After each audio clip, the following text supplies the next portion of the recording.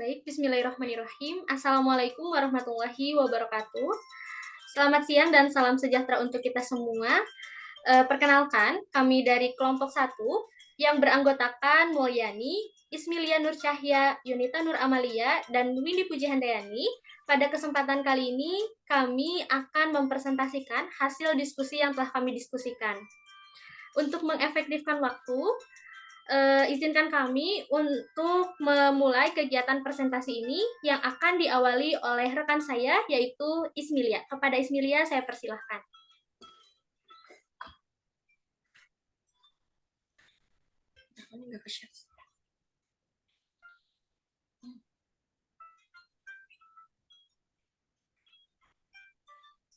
Ya, baik. Yang pertama di sini ada teori belajar behaviorisme. Nah, di mana teori psikolog behaviorisme ini adalah salah satu teori belajar yang memandang bahwa kehidupan manusia itu terdiri atas unsur-unsur yang saling berhubungan satu sama lain. Nah, teori ini sangat menekankan pada perilaku yang dapat diamati dan diukur. Adapun ciri pada rumpun teori behaviorisme adalah yang pertama mengutamakan unsur-unsur atau bagian kecil, yang kedua lebih bersifat mekanis, yang ketiga menekankan pentingnya latihan, yang keempat mementingkan pembentukan reaksi atau respon, yang kelima menekankan peranan lingkungan dalam proses pembelajaran. Nah, teori behaviorisme ini memiliki 3 rumpun yang terdiri dari yang pertama conditioning klasik, yaitu dengan tokohnya Ivan Petrovich Pavlov. Kemudian yang kedua psikologi penguatan operant conditioning dengan tokoh yang terkenal yaitu Guru Frederick Skinner. Dan yang ketiga psikologi koneksionisme dengan tokohnya yaitu Edward L. Tomdick. Nah, yang mungkin cukup sekian mengenai pengenalan teori behaviorisme. Selanjutnya saya serahkan kepada moderator. Baik, terima kasih Saudari Ismilia. Untuk materi selanjutnya yaitu mohon maaf, untuk selanjutnya masih dilanjutkan oleh Saudari Ismilia. Ya, baik. Selanjutnya adalah penerapan teori belajar behaviorisme dalam pembelajaran di kelas. Nah, belajar dalam pendekatan behaviorisme ini tidak terlepas dari stimulus yang sudah dibuat oleh guru agar siswa mampu mengulangi atau berperilaku sesuai dengan yang diharapkan oleh guru. Nah, di mana pemberian stimulus yang berulang ini berulang sehingga terjadi pembiasaan yang dilakukan kepada peserta didik yang tentu saja harus sesuai dengan tujuan pembelajaran.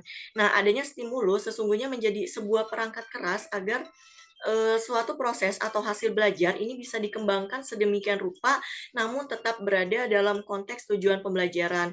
Adapun contoh dari penerapan teori belajar behaviorisme dalam proses pembelajaran di kelas antara lain, yang pertama, guru harus menyusun materi atau bahan ajar secara lengkap, dimulai dari materi sederhana sampai kompleks.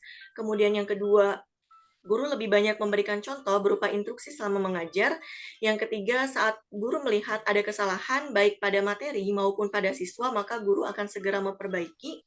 Yang keempat, guru memberikan banyak drilling atau latihan agar terbentuk sebuah perilaku atau pembiasaan seperti yang diinginkan. Yang kelima adalah sebuah evaluasi berdasarkan perilaku yang terlihat. Dan yang keenam adalah guru dituntut untuk memiliki kemampuan dengan memberikan penguatan baik dari sisi positif maupun negatif. Ya, pematerian selanjutnya saya serahkan kepada moderator. Ya, baik, terima kasih. Untuk pematerian selanjutnya itu akan dijelaskan oleh saya sendiri, yaitu mengenai teori belajar sosial kognitif. Nah, teori kognitif sosial ini dikemukakan oleh Albert Bandura. Nah, menurut Albert Bandura ini, teori belajar sosial kognitif merupakan suatu teori yang mengakomodasi suatu kemampuan kognitif manusia dalam berpikir dan belajar melalui pengamatan sosial dalam menerapkan teori belajar kognitif. Seorang guru itu fokus pada proses berpikir siswa dan memberikan suatu strategi yang tepat berdasarkan fungsi kognitif yang ada dalam diri setiap siswa. Contohnya, kita dapat mengaplikasikannya yaitu dalam kehidupan sehari-hari selalu melibatkan para peserta didik dalam berbagai kegiatan, seperti halnya memberikan waktu bagi mereka untuk bertanya, memberikan kesempatan untuk membuat atau memperbaiki suatu kesalahan yang mereka lakukan berdasarkan hasil pengamatan. Serta selain itu juga guru dapat memberikan suatu kesempatan untuk para siswa dapat merefleksikan diri agar dapat membantu mereka dalam memahami proses pembentukan mental dalam diri manusia itu sendiri. Selanjutnya yaitu ada penerapan teori belajar sosial kognitif dalam pembelajaran di kelas. Nah, hal ini kita sebagai seorang peserta didik pertama-tama dapat meminta siswa untuk merefleksikan pengalaman mereka melalui pembuatan jurnal atau laporan harian tentang kegiatan apa saja yang mereka lakukan. Kemudian selain itu kita dapat mendorong kegiatan diskusi berdasarkan apa yang telah diajarkan dengan meminta siswa untuk menjelaskan beberapa materi atau tanggapan dari setiap diskusi yang dilakukan. Selanjutnya, kita dapat membantu siswa untuk menemukan beberapa solusi baru untuk suatu permasalahan dalam mengembangkan cara berpikir kritis. Selanjutnya, yaitu kita dapat membuat siswa untuk bisa dapat mengutarakan suatu pembahasan atau ide atau pendapat yang mereka miliki. Kemudian, siswa atau peserta didik dapat mencoba untuk mengeksplorasi dan memahami bagaimana ide-ide tersebut bisa dihubungkan secara bersamaan dalam kondisi dan kebutuhan dalam kegiatan proses pembelajaran. Dan yang terakhir yaitu siswa dapat meningkatkan suatu pemahaman dan ingatan siswa melalui penggunaan visualisasi dan permainan dalam menyampaikan suatu materi agar proses pembelajaran dapat dilakukan secara lebih optimal dan efektif. Sekian yang dapat saya sampaikan. Selanjutnya yaitu akan disampaikan oleh rekan saya, Teh Yunita. Kepadanya saya persilahkan.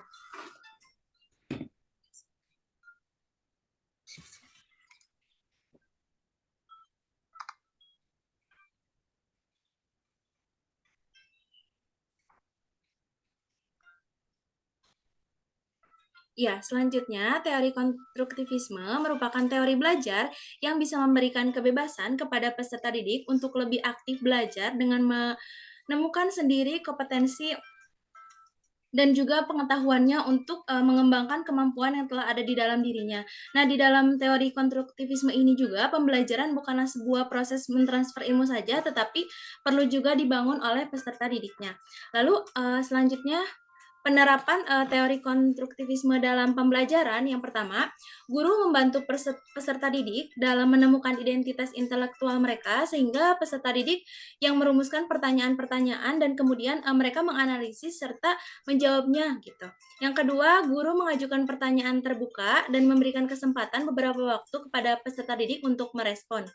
Yang ketiga, mendorong peserta didik untuk berpikir tingkat tinggi, yaitu untuk menghubungkan dan merangkum konsep-konsep melalui analisis, prediksi, justifikasi, dan mempertahankan gagasan atau pemikirannya.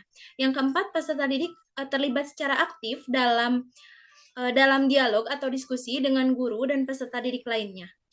Yang kelima, peserta didik terlibat dalam pengalaman yang menantang dan juga mendorong terjadinya diskusi.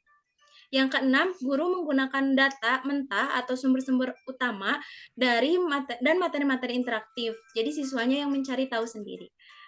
Selanjutnya akan dilanjutkan oleh rekan saya. Ya, baik. Terima kasih, Saudari Yunita. Untuk pematerian selanjutnya akan dilanjut oleh Teh Mulyani. Kepadanya saya persilahkan.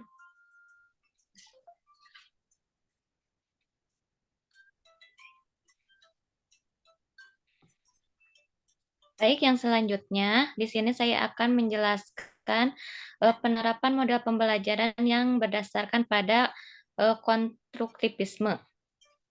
Nah, yang pertama itu ada discovery learning.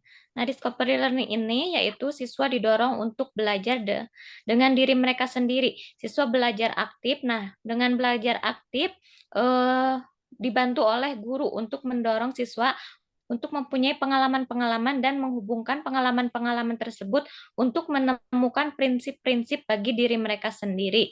Dan yang kedua yaitu ada reception learning. Nah, teori ini menyatakan bahwa guru mempunyai tugas untuk menyusun situasi pembelajaran, memilih materi yang sesuai dengan dengan siswa, kemudian mempresentasikan dengan baik pelajaran yang dimulai dari umum, kemudian menuju ke spesifik. Nah, inti dari pendekatan reception learning ini yaitu expository learning, yaitu perencanaan pembelajaran yang sistematis terhadap informasi yang bermakna. Kemudian yang ketiga yaitu ada assisted learning. Nah, assisted learning ini mempunyai peran yang sangat penting bagi perkembangan individu, di mana Vygotsky juga menyatakan bahwa perkembangan kognitif itu terjadi melalui interaksi dan juga percakapan seorang anak dengan lingkungan di sekitarnya. Nah, orang lain itu disebut sebagai pembimbing ataupun guru. Nah, pada umumnya pembimbing ini dikomunikasikan melalui bahasa. Kemudian yang keempat ada active learning. Nah, active learning ini artinya pembelajaran yang aktif. Belajarnya bukan hanya merupakan konsekuensi otomatis penyampaian informasi kepada siswa, namun belajar juga membutuhkan keterlibatan mental dan juga tindakannya sekaligus. Nah, pada saat kegiatan belajar aktif, siswa melakukan sebagian besar pekerjaan dalam belajarnya tersebut. Mereka mempelajari gagasan-gagasan, memecahkan berbagai masalah, dan menerapkan apa yang mereka pelajari. Kemudian yang kelima yaitu ada the accelerated learning. Nah, pada pembelajaran ini yaitu pembelajaran yang dipercepat. Nah, konsep dari pembelajaran ini yaitu pembelajaran ini berlangsung dengan cepat, menyenangkan, dan juga memuaskan. Yang keenam yaitu ada quantum learning. Nah, kuantum itu didefinisikan sebagai interaksi yang mengubah energi menjadi cahaya. Nah, cahaya semua kehidupan adalah disebut energi, sedangkan learning artinya belajar. Dengan demikian, quantum learning adalah cara pengubahan bermacam-macam interaksi, hubungan, dan inspirasi yang ada di dalam dan di sekitar momen belajar. Yang terakhir yaitu contextual teaching and learning atau CTL. Nah, pembelajaran kontekstual ini adalah konsep belajar yang membantu guru mengaitkan antara materi yang diajarkan dengan situasi dunia nyata peserta didik dan mendorong siswa untuk membuat hubungan antara pengetahuan yang dimilikinya dengan penerapan dalam kehidupan mereka sehari-hari. Nah, mungkin hanya itu yang bisa saya sampaikan mengenai model pembelajaran yang berprinsip pada model konstruktivisme. Baik, terima kasih Saudari Teh Mulyani. Selanjutnya itu akan dibahas mengenai materi tentang rencana meningkatkan motivasi siswa. Yang pertama akan dijelaskan oleh Saudari Ismi. Ya, baik. Di sini rencana meningkatkan motivasi siswa untuk studi kasusnya pada Tania yang berumur 7 tahun, di mana Tania ini memiliki kemampuan yang rendah dan keinginan yang rendah untuk sukses. Nah, Tania ini masih memiliki usia yang masih cukup muda gitu, maka untuk meningkatkan motivasi Tania ini bisa dilakukan dengan cara berdiskusi secara personal terkait apa yang dirasakan dan diinginkan oleh Tania, kemudian membangun rasa percaya diri Tania dengan memperlihatkan gambaran contoh bagaimana perilaku orang yang telah mencapai cita-cita yang sama seperti yang diinginkan oleh Tania.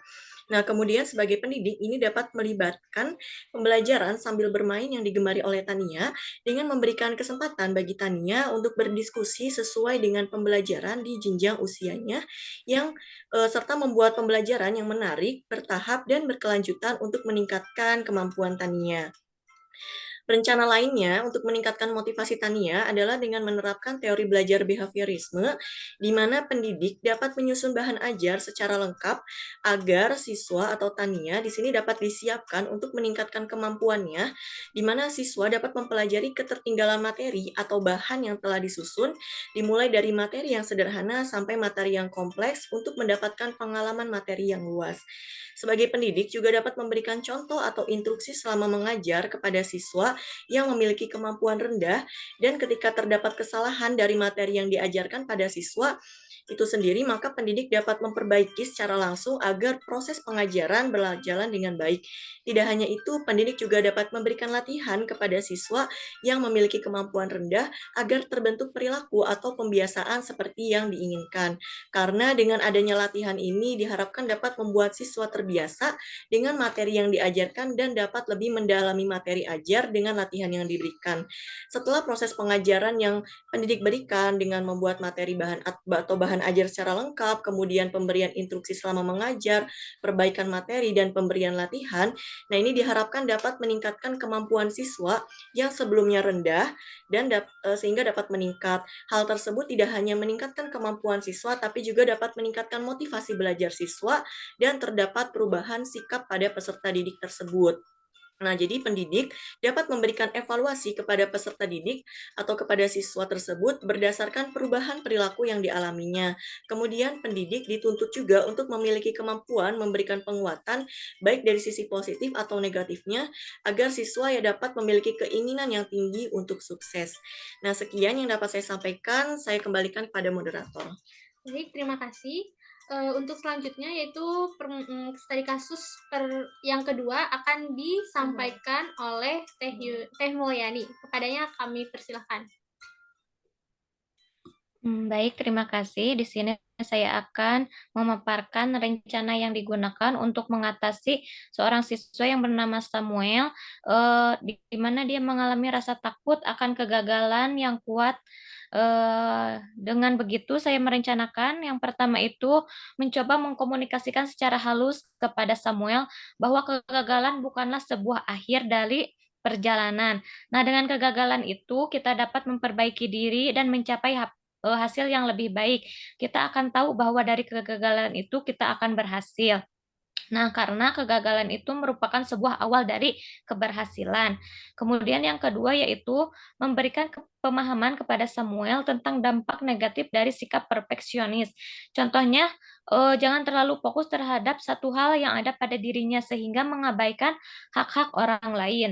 Kemudian yang terakhir yaitu mengajak Samuel sendiri itu untuk memiliki rasa empati kepada orang lain, kemudian mengontrol dirinya sendiri, toleransi terhadap orang lain, dan juga berpikir positif terhadap orang lain, apalagi berpikir positif terhadap diri sendiri bahwa kita itu mampu untuk melalui sesuatu sehingga dapat mencapai suatu keberhasilan dan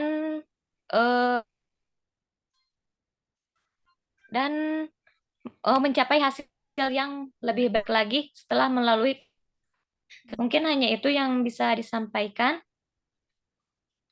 Baik, terima kasih. Permasalahan yang selanjutnya akan dicoba jelaskan oleh rekan saya Teh Yunita. Ya, di sini ada Sandra berumur 13 tahun. Ia tenang di kelas dan meremehkan keterampilan orang lain. Rencana yang digunakan untuk mengatasi masalah dari saudari Sandra ini yang pertama, menggali permasalahan yang dialami oleh Sandra hingga mengetahui penyebabnya kenapa dia banyak diam dan gampang meremehkan orang lain. Yang kedua, memberikan pemahaman bahwa setiap anak itu terlahir unik dan memiliki kelebihan dan kekurangannya masing-masing sesuai dengan minat dan bakatnya. Yang ketiga, memberikan pembelajaran berbasis kelompok agar saudari Sandra itu bisa menghargai kemampuan dan kondisi peserta didik lainnya. Yang keempat, memberitahu dampak positif dari proses kerjasama kelompok. Selanjutnya saya kembalikan kepada moderator. Baik, terima kasih. Selanjutnya yaitu ada permasalahan yang keempat, yaitu tentang Robert. Robert ini berusia 16 tahun. Ia menunjukkan sedikit minat di sekolah dan saat ini tinggal bersama dengan bibinya. Dan kondisi pada saat itu, saya sebagai seorang Robert ini sudah tidak memiliki orang tua dan saya sebagai seorang pendidik tidak bisa menghubungi orang tuanya. Nah, untuk meningkatkan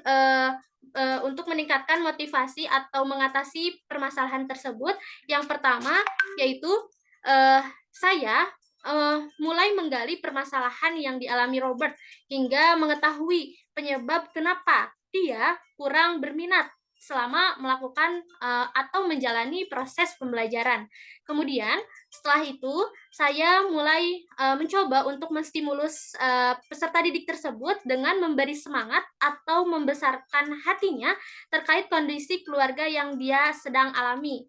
Kemudian selanjutnya saya akan mencoba untuk memberikan sebuah penguatan secara mental kepada peserta didik dengan kondisi yang dihadapi oleh ia. Selanjutnya, Setelah memberikan penguatan, saya akan mencoba untuk memberikan stimulus yang positif kembali secara berulang agar penumbuhan minat yang terdapat dalam diri seorang peserta didik tersebut mulai tumbuh dan mulai percaya diri seperti itu.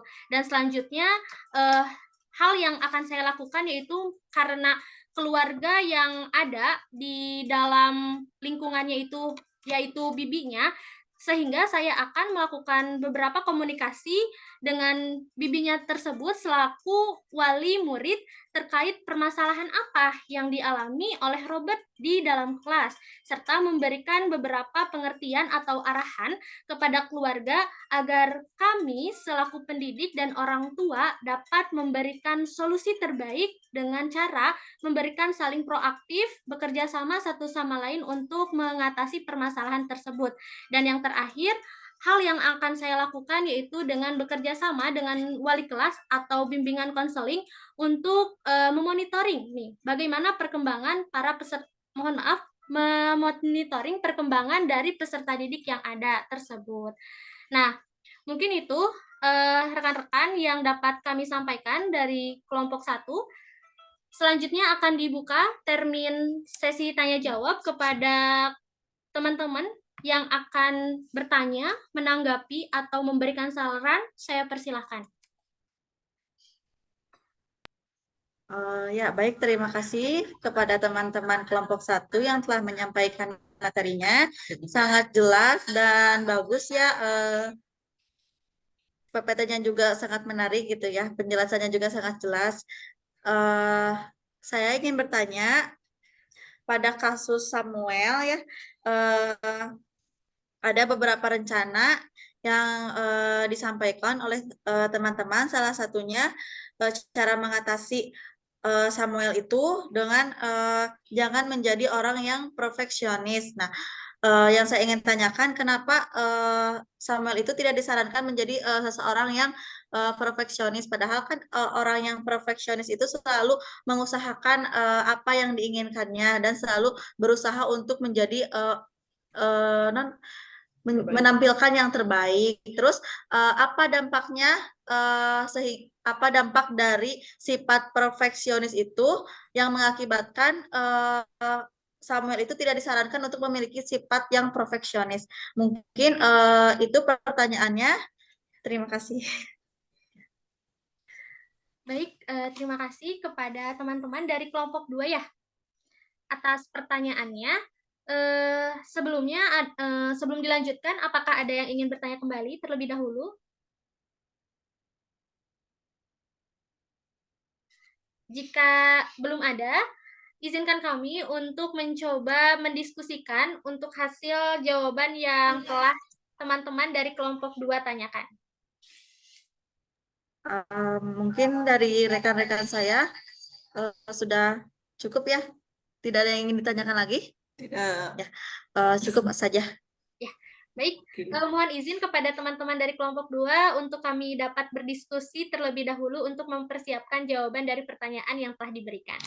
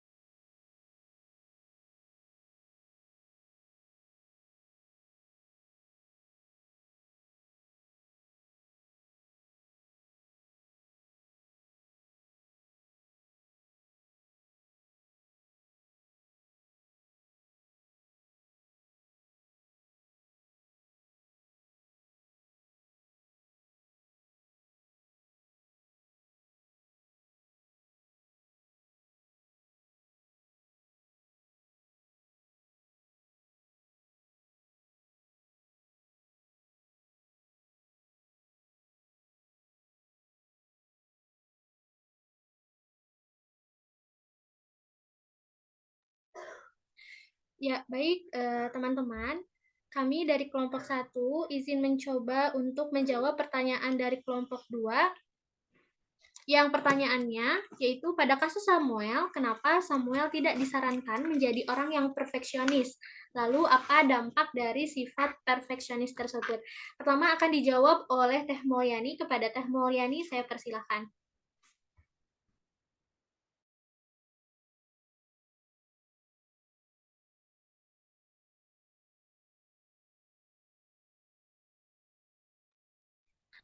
Baik, di sini saya akan mencoba menjawab pertanyaan dari Teh Rena ya.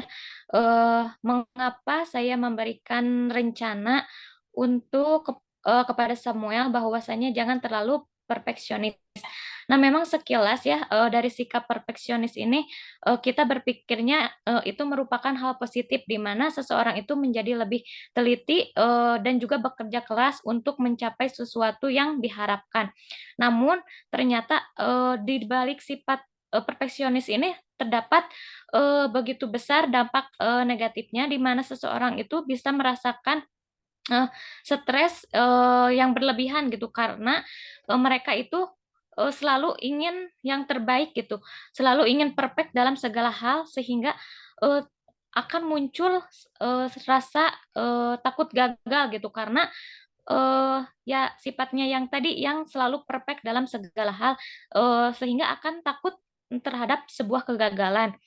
Nah, selain itu juga bisa mengganggu kesehatan juga seperti pola makan, kemudian ia juga akan merasa takut untuk memulai sesuatu yang baru karena sifatnya tadi yang terlalu teliti sehingga harus tidak mau berusaha, bukan berusaha, tidak mau mencoba hal-hal yang baru karena ia merasa eh, gagal, merasa itu sebuah langkah yang kurang perfect, kurang baik seperti itu. Mungkin dari anggota lain apakah ada yang bisa menambahkan mungkin karena kurang jawabannya. Izin menambahkan, selain itu, dampak negatif dari perfeksionis juga ada terganggunya hubungan dengan orang lain gitu. Jadi orang yang memiliki sifat ini tuh akan menilai orang lain itu sama seperti ia menilai dirinya sendiri. Nah, lalu juga memiliki harapan berlebih terhadap orang lain seperti itu. Yang kedua, tidak menikmati hidup. Jadi, dampak buruknya itu, ia tidak dapat menikmati hidup dengan maksimal atau dengan senang karena memiliki sifat yang perfeksionis ini, akan selalu mengkritik atau mengkhawatirkan apa saja yang berada atau yang akan terjadi di lingkungan sekitarnya. Silakan apa ada yang menambahkan? Ya, baik. Selanjutnya yaitu selain daripada tadi mengenai dampak-dampak buruk yang dapat dirasakan oleh bagi para perfeksionis itu yaitu menurunnya suatu nilai produktivitas yang ada di dalam dirinya.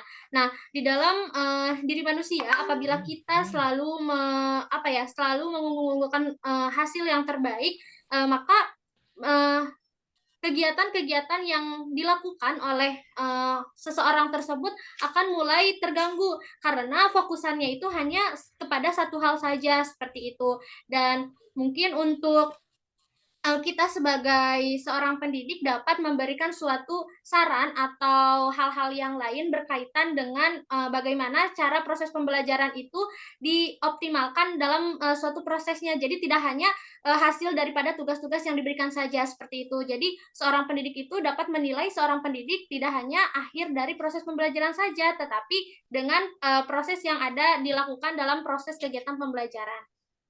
Selanjutnya. Ya, baik, sedikit ditambahkan oleh saya. Tadi kan diterangkan bahwa jangan menjadi orang yang perfeksionis.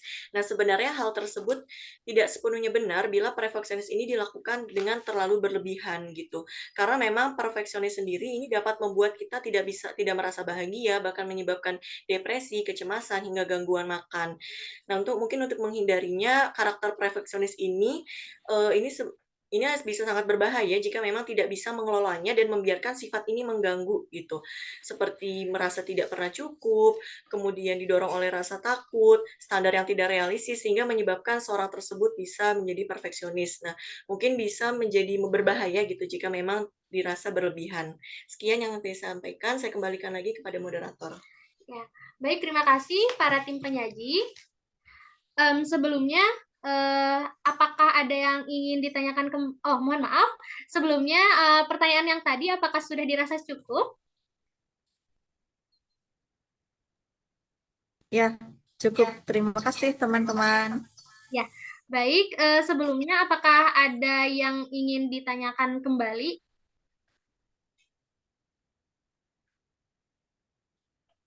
Ya, cukup. Alhamdulillah cukup teh.